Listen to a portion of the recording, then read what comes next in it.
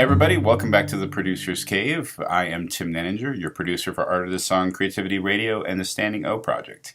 And I'm here to tell you about our guest this week, which is Jay Farrar of Sunvolt. Now this is a particular pleasure for me because Jay has been one of my favorite artists of all time. I started listening to him back in the 80s when he and Jeff Tweedy formed this little band called Uncle Tupelo.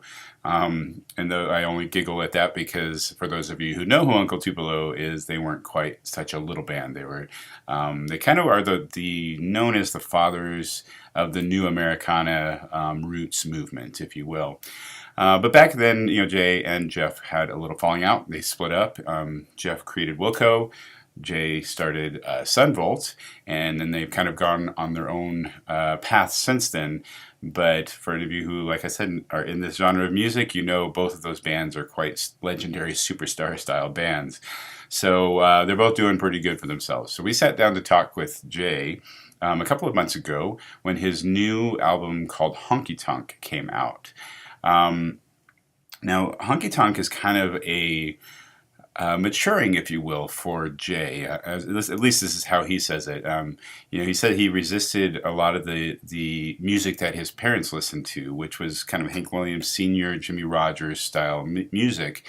And he was doing more of the rock and, like a little bit harder stuff for most of his career. But as he's been getting older and maturing, he's starting to kind of, as we all do, we start understanding our parents a little bit better. And he started seeing the appreciation, or he started having an appreciation for the old style music that his dad used to listen to. So he started opening up and listening to more like Buck Owens, George Jones, these types of artists, and gaining an appreciation for it. So this new CD that he put together is very much in that same vein. I mean, he actually learned to play pedal steel guitar, not just for the CD, but he's learning just how to play it in his life. And he says it's a lifelong adventure for him, if you will.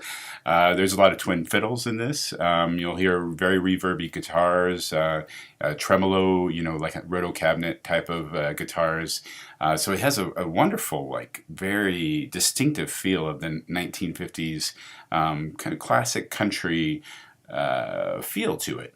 So I invite you to tune in this week if you have us on air anywhere on Art of the Song, or you can go over to the Standing O Project where we have Jay's show on the front page of the Standing O Project.